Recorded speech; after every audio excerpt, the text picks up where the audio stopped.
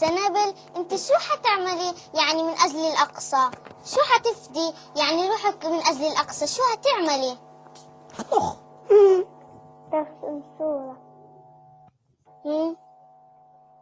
ايش هنعمل يعني؟ كيف احنا بدنا يا سنابل نحرر؟ بدنا نقاوم. وبعدين هذه حفظناها، وبعدين احنا بدنا يتركون اليهود. احنا بدنا ندافع عن الاقصى بارواحنا وبدمائنا، ولا لا يا سنابل؟ لا تستسلم. نحن قلنا أكثر من مرة بأن أستاذية العالم تتطلب التالي: أولا أن نكون سعداء بلغتنا العربية التي سادت في يوم من الأيام هذا العالم. طبعا. نعم. ثانيا، ولا بلاش. فرفور. نعم. إني سمعتك تقول باللغة الإنجليزية بلغوك. نعم. How are you يا سراء؟ I hope to be good time. نعم. مالك يا فرفور؟ انت ليش هيك بتحكي؟ مش احنا اتفقنا ان نحكي باللغة العربية الفصحى؟ احنا هذه اللغة، نعم، هذه اللغة يا سراء لغة العالم المتقدم، لغة العالم اللي بيفهم، اللي بيخترع، بس هيك. لا يا فرفور، انت غلطان، عشان انت بتعرفش ان المسلمين هم اساس الحضارة، وايضا لولاهم لما وصلش العالم للي هو فيه. صح. أحبابي يا صغار، عدنا إليكم ونحن في اشتياق دائم لرؤيتكم في برنامجكم الأسبوعي رواد الغد، والذي نضع وإياكم حجر الأساس لقيادة العالم بقيادة إسلامية.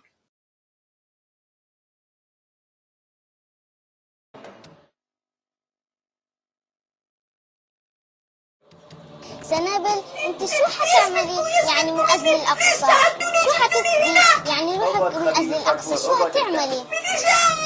اقعد خبيبي فرفور. يا فرفور، طيب هاني متاعب. احكي لي شو بدك؟ سمعنا فرفور انه سيدك اعطاك مفاتيح الارض والوراق. مين قال لك هذا الكلام؟ انت ما إلك مين قال فرفور، لكن المطلوب فرفور. طيب وايش المطلوب هلقت مني؟ المطلوب فرفور انه تعطينا اوراق الارض. اوراق الارض اللي جدي اعطاني اياهم امانه عشان احافظ عليهم وعشان احرر فيهم القدس، واحرر لما تتحرر الاراضي انا واصدقائي نروح على ارضنا ونقعد فيها. انت اعطيك اياها، انت جدي ما قال لي اعطيك احنا فرفور بدنا نشتري الارض. شري يا فرفور، بدنا نديك مصاري كتير. بدك تاخد مصاري كتير فرفور، وناخد الاوراق فرفور. اوراق ولا حاجه فرفور. لا، مش احنا اللي بنبيع اراضينا لناس ارهابيين. فرفور، بدك تجيب الاوراق، يعني بدك تجيب الاوراق. مش سايب الاوراق. ومين سايب ايه؟ مين سايب الاوراق؟ فرفور، نعم، مين سايب لك الاوراق؟ بدك تجيب الاوراق فرفور، بدك تجيب الاوراق فرفور. بدك تجيبه، يعني بدك تجيبه فرفور. مين سايبه لناس مجرمين؟ لناس انتان، لناس ارهابيه. احنا اندال، احنا ارهابيه فرفور. خد خد خد خد خد خد خد خد. جيب الاوراق لك فرفور. نعم احبابنا الاطفال، لقد فقدنا اعز صديق لنا، فرفور. لقد استشهد فرفور وهو يدافع عن أرضه، يدافع عن أرض آبائه وأجداده. استشهد على أيدي المجرمين القتلة، قتلت الأطفال الأبرياء، وقتلت إمام حجة، قتلت محمد الدرة وغيرهم الكثير. Okay, well, that's Palestinian Children's Television, ladies and gentlemen. That was uploaded to YouTube 16 years ago. It looks like it was looks like it was uploaded from VHS tapes. So this is the kind of stuff they've been teaching their children, there's recent stuff too, but This is how far back this has gone. This has gone back generations and generations. And you ask why there is no peace between Palestine and Israel. That's a pretty good indication. What's up?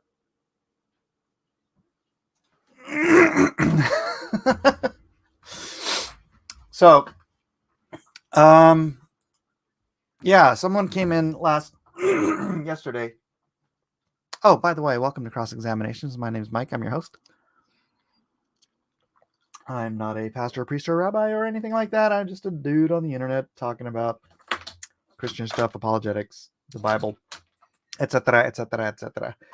But someone came in at the end of the show yesterday and was asking my opinion on the Israeli-Palestinian conflict, what's going on in Gaza, and all that. And I was mentioning this stuff and how this is how they've brainwashed their generations and generations of kids. This was 16 years ago. Again, I think it was from an older tape, but I showed a video yesterday of modern Palestinian children saying that that's still what they teach in schools today. So I don't think there has ever been a break in any time where the Palestinian people in charge, the authorities, long before Hamas took over, there's never been a time when the Palestinians have not taught their children to hate and want to kill Jews and martyr themselves in an attempt to obliterate Israel. I don't think there's probably a single Palestinian children who has not been taught this from birth. This is their indoctrination, just like kids in America are indoctrinated into evolution. They're indoctrinated. Every Palestinian child is indoctrinated into wanting to be a bloodthirsty terrorist to kill Jews. It's sad. It's horrible. I'd love it if some of them were capable of breaking out of that indoctrination, just like, I was broken out of my evolution indoctrination, so it would be interesting. Good afternoon, Arlene and Grant. Hey, did you guys catch the first 5 minutes of this? Or are you just coming in now? It seemed, it was funny because I was playing these videos from Palestinian Children's Television from uploaded to YouTube 16 years ago. How old is YouTube? It's like 16 years old, right? So this is some of the earliest stuff on YouTube. And there was literally like no viewers. There's like no viewers. It's like it wasn't being, I don't know. Did you just get the notification? I'm just curious what's if this was being stifled by YouTube because of what was playing. It's sort of an interesting situation. But yeah, so God willing, some of these kids get disindoctrinated. But that's why I have very little hope that there could ever be peace as long as the Palestinian people are in that land. And as long as they are constantly teaching, it's the same stuff they teach them over in Iran, but the Palestinian, they're right there, right? They're right there. And I'm pretty sure it's similar stuff they teach in all the Arab Muslim countries. None of them are like, oh yes, the Jews, they're our best friends. They are our cousins and we should love them. Your stream wouldn't load at first. Really? That's interesting. That's interesting. All right. So yeah, I've only got 5 people watching, 3 on Blacklist, 2 on Unapologetic American. Oh, I didn't do the link thing. But if you're watching on Blacklist, please do come over to Unapologetic American. And this is where the fellowship is. So let me see if I can do that really quickly. I apologize for I should have done this before I started the show, but I slacked. So share. I also didn't share it out to Twitter. Oh, wait, did I? No, I did not. Okay. And Facebook. And I hope everyone's doing all right today.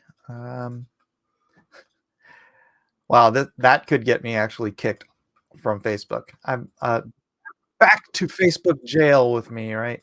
All right, join us here. Bam. Link is in the chat. And I'm going to make it the pinned comment. So if you are on Blacklist Universe, please do join us over on the Unapologetic American. There you go. My stream wouldn't load. Very, very interesting. I think I am being a little shout out. I'm totally going to shoot my channel in the foot. I was doing so well. Just kind of covering the whole atheist debate stuff. And I jump into this and I get a little throttled. But it's all right. You guys are here with me.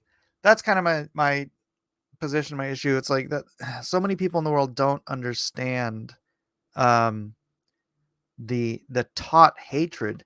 And then you go back on the other side and people are like, oh, well, Jews teach their kids to hate too. It's like they I mean, I'm sure some do. I'm sure it's war. It's Hatfields and McCoys over there. So I'm sure some do teach, that Palestinians or whatever.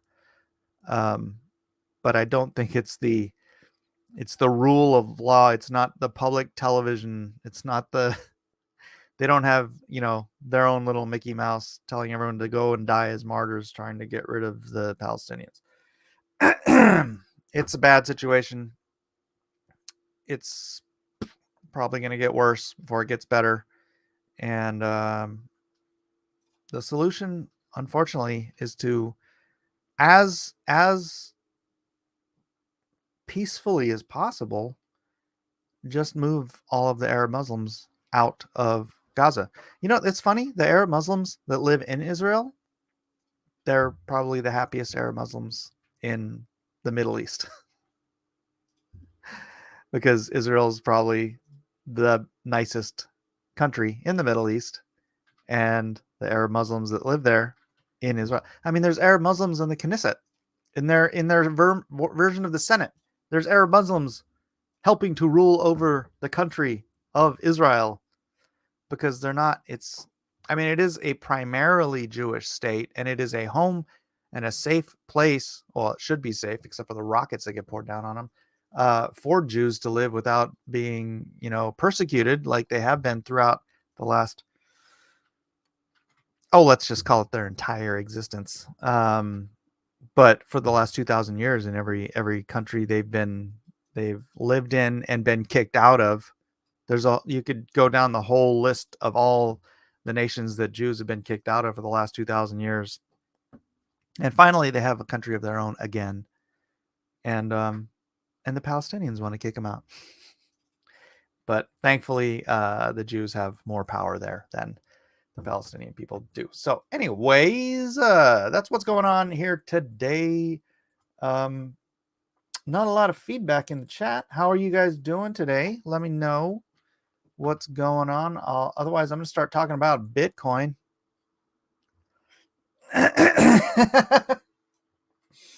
Bitcoin hit $38,000 today. Trying to take a stab up.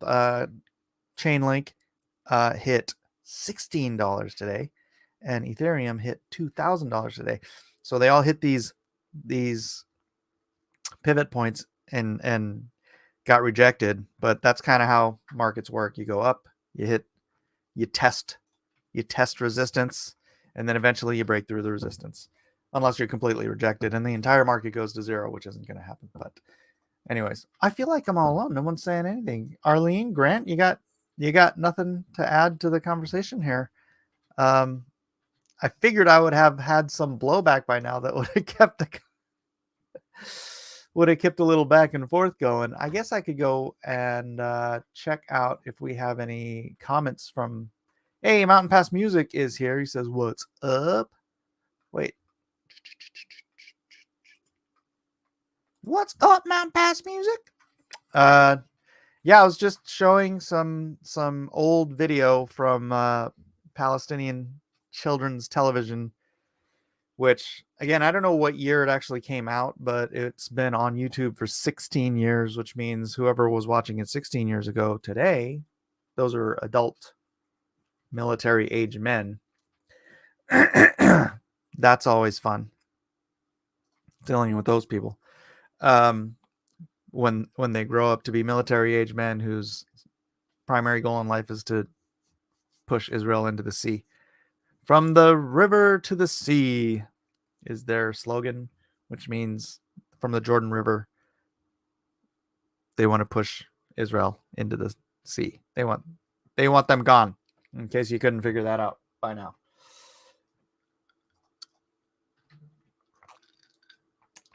Sorry, drinking iced tea again. I mean, cough tea. Half coffee, half tea.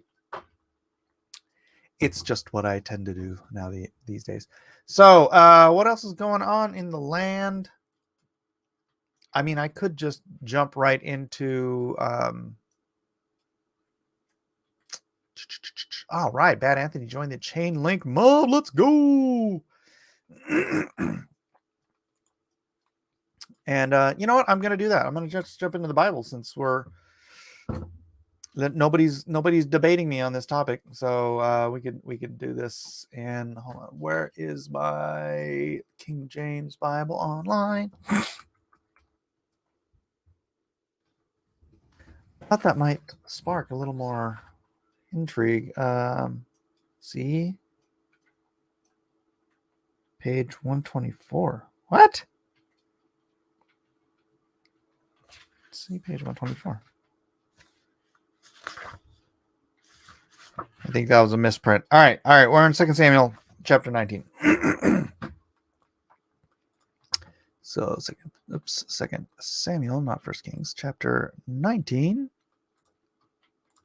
Let us begin. This could be a short episode. Share screen.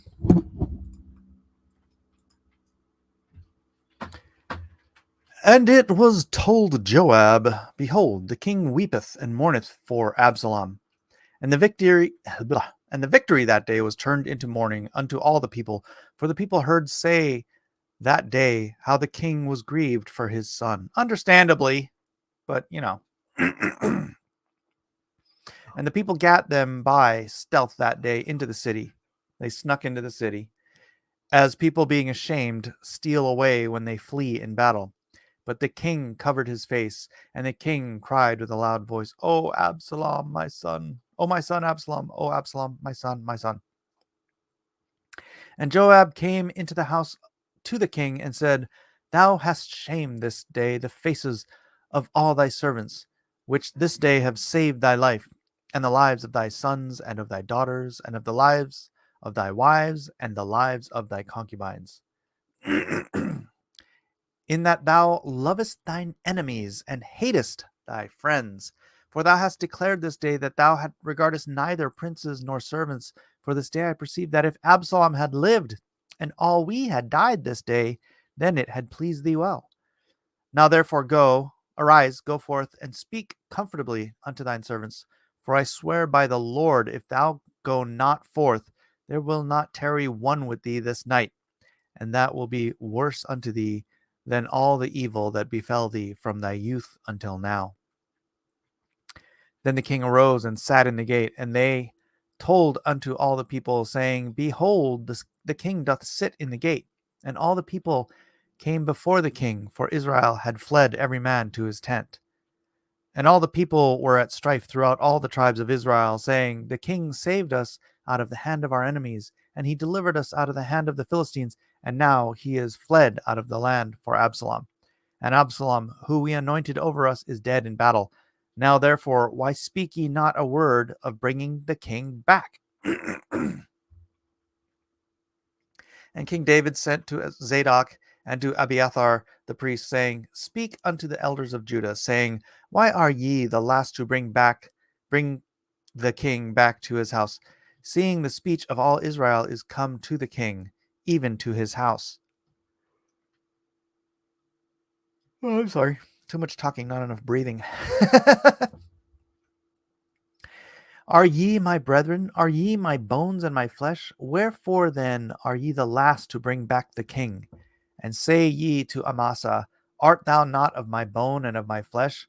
God do so to me, and more also, if thou be not captain of the host before me continually in the room of Joab. And he bowed the heart of all men of Judah, even as the heart of one man, so that they sent this word unto the king, Return thou and all thy servants. So the king returned and came to Jordan, and Judah came to Gilgal to go meet the king, to conduct the king over the Jordan.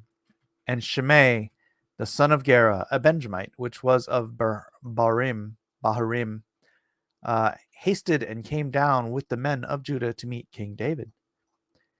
And there were 1,000 men of Benjamin with him, and Ziba, the servant of the house of Saul, and his 15 sons, and his 20 servants with him, and they went over Jordan before the king. Now remember, this is the one who said Mephibosheth wanted to be king again.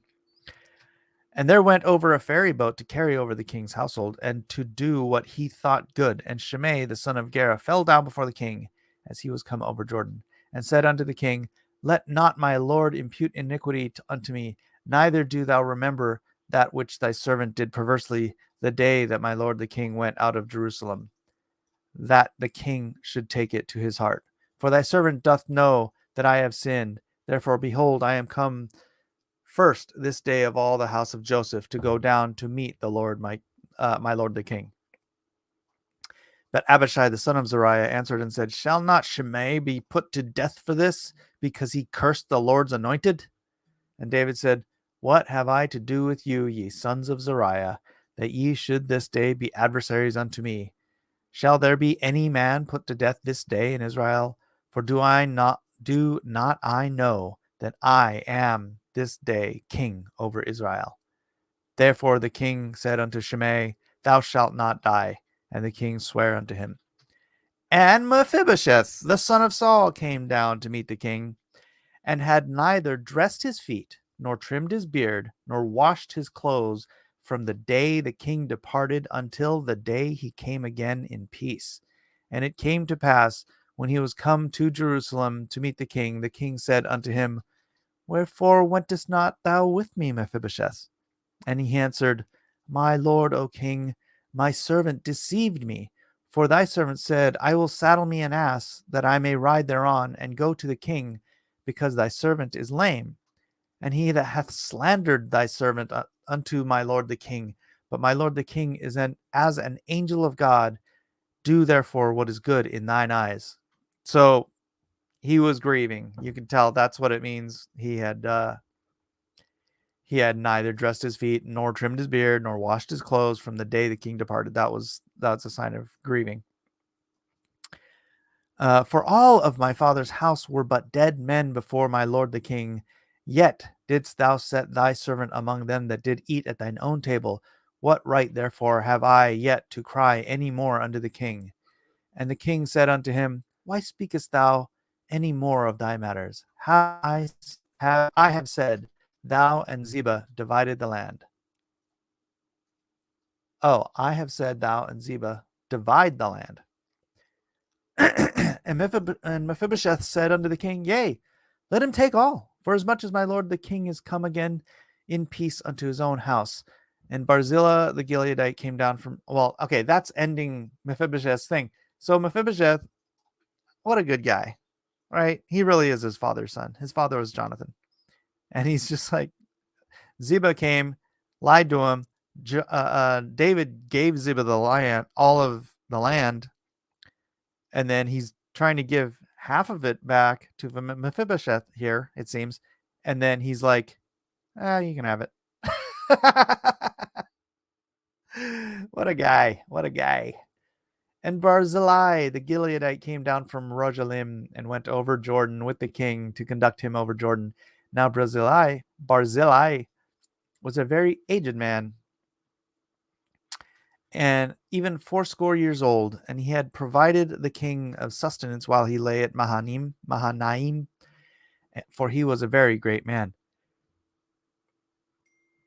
I don't know why I'm yawning so much. And the king said unto Barzillai, come thou over with me, and I will feed thee with me in Jerusalem. And Barzillai said unto the king, how long have I to live that I should go up with the king unto Jerusalem? I am this day 8 years old. That's 80 years old. And can I discern between good and evil? Can thy servant taste what I eat or what I drink? Can I hear any more the voice of singing men and singing women? Wherefore then should thy servant be yet a burden unto the Lord my king, my lord the king? Thy servant will go a little way over Jordan with the king, and why should the king recompense it me with such reward? Let thy servant, I pray thee, turn back again, that I may die in mine own city, and be buried by the grave of my father and of my mother. But behold, thy servant Shimham,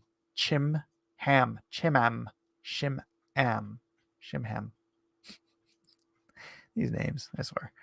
Let him go over with my lord the king, to do with him what shall seem good unto thee.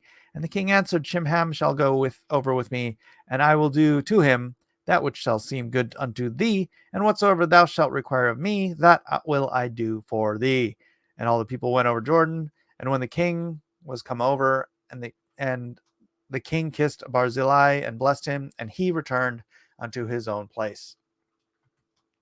Then the king went on to Gilgal, and Shimham went on with him, and all the people of Judah conducted the king, and also half the people of Israel. And behold, all the men of Israel came to the king, and said unto the king, why have our brethren, the men of Judah, stolen thee away, and have brought the king and his household, and all David's men with him, over Jordan? And all the men of Judah answered the men of Israel, because the king is near of kin to us. Wherefore then be ye angry for this matter?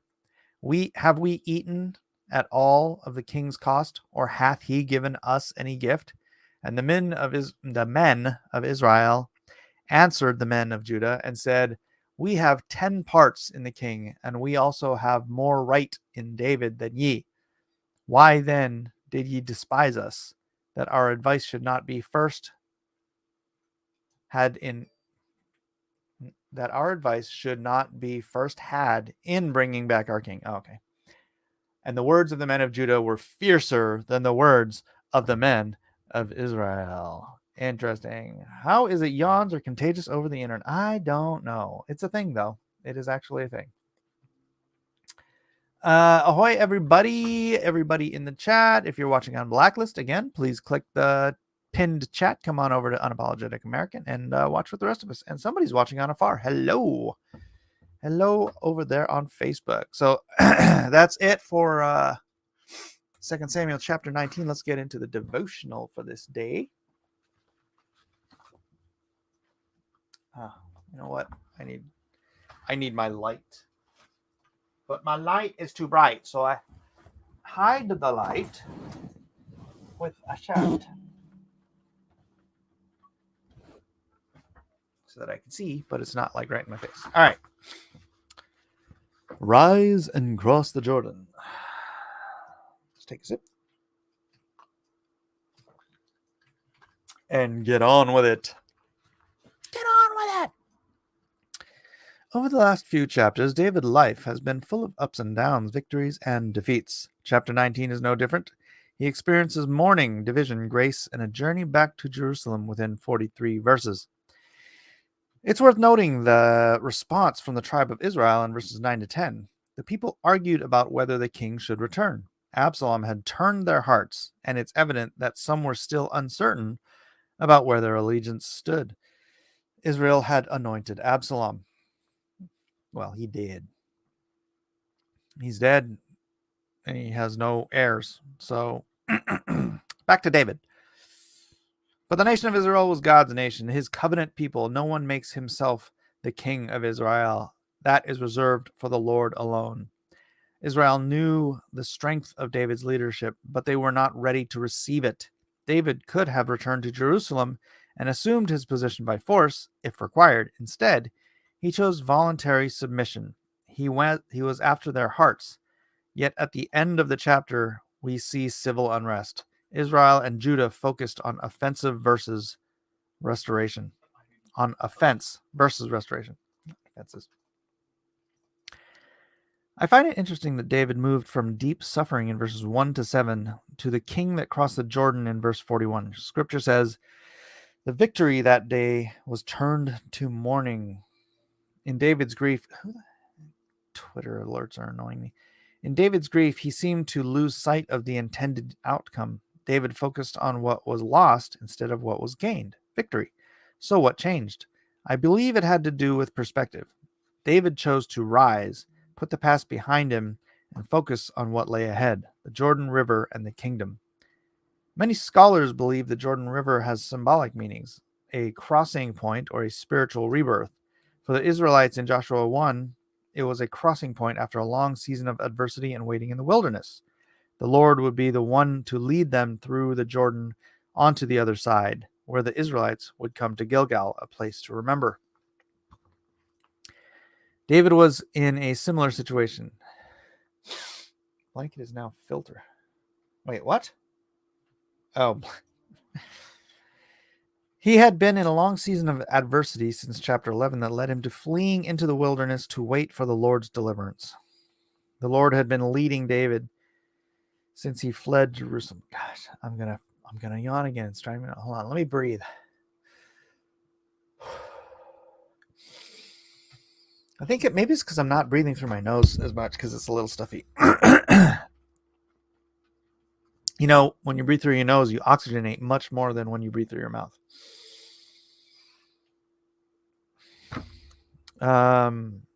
He provided for him in Bahurim when David was weary. He thwarted the counsel of Ahithophel and fought the battle of the forest in Ephraim.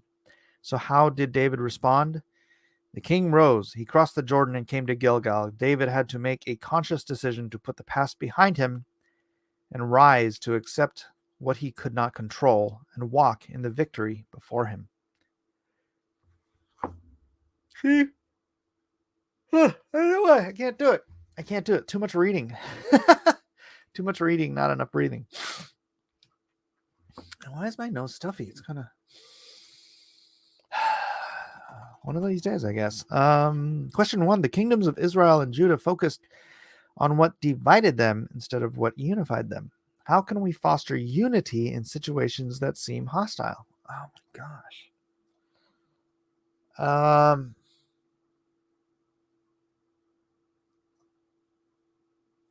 I don't know. I'd say repentance, but that's really just kind of a starting point. It's like if you seek reunification, really, it's like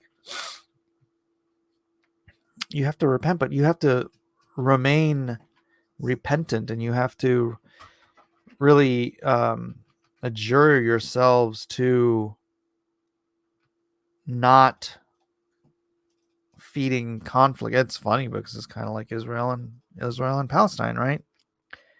It's like they would have to first of all stop teaching their children to hate each other.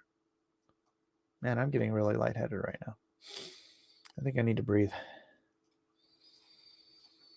Breathe, Mike, breathe. Yeah, it's like my nose is stuffed, so it's like hard to get a full breathe in.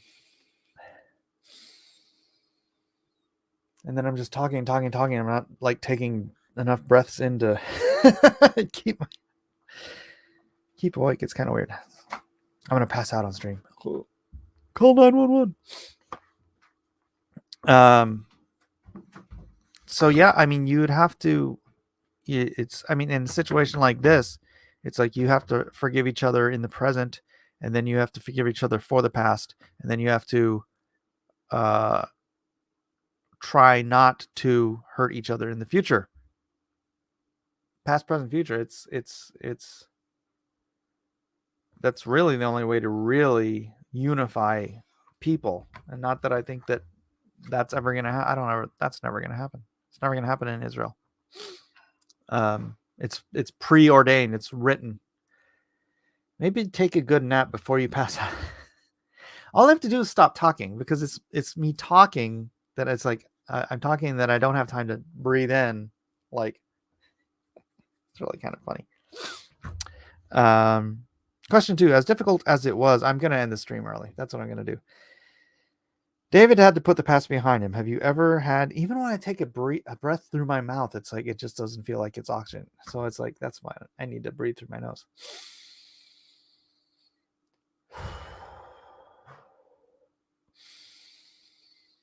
But that doesn't make for good YouTube. David had to put the past behind him. Have you ever had to put something difficult behind you? How did you do it? Yeah, I mean, I don't really want to get into it.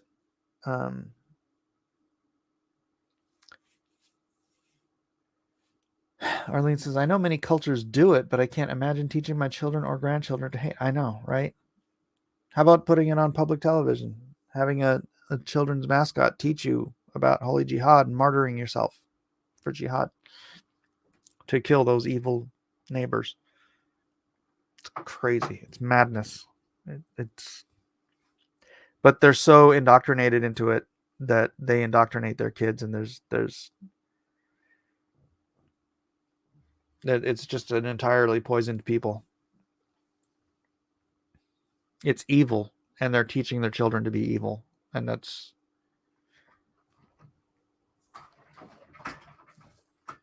read the book of Joshua. I'm not going to say any more than that. David went from mourning to leading. Some obstacles can leave us feeling hopeless. Write down your obstacles. What can you do to change your perspective? All right, that sounds like homework. So maybe I'll do that after. I'm not going to do that on stream. Daily prayer. Father, I'm thankful you turn mourning into joy, even in challenging situations. Help me rise and walk out the plan you have set before me. That's my prayer every day, man. That is like my constant. I just want to know. I just need some help knowing what the plan is so that I can walk his plan. Let's hope for better. Let's hope for better things. A neti pot does wonderful nasal. Yeah, it's really weird. It's like I'm not sick or anything, but just for some reason right now I'm kind of congested. I don't know what it is. It's kind of nutty. Need a neti. Feel better, Mike. Have a good one, everybody, and God bless everyone. Yeah, I'm gonna wrap it up. Thanks for being here. If you didn't catch the beginning and you want to see what I'm talking about with the indoctrination of the Israeli children, go back and watch the beginning of the stream. There's about 7 minutes of video from Mickey Hamaus. It's not really Mickey Hamaus. It's just kind of a joke. But it's the Palestinian Mickey Mouse, who was the children's show. It's their PBS. It's their, look, kids, this is what you should learn to do today. Let's kill all the neighbors and blah blah blah. So, anyways, that's it. I'm gonna get out of here early. So God bless you, everybody, for being here, and we'll see you on the next exciting episode of Cross Examinations. Bye. Back in line, you dog!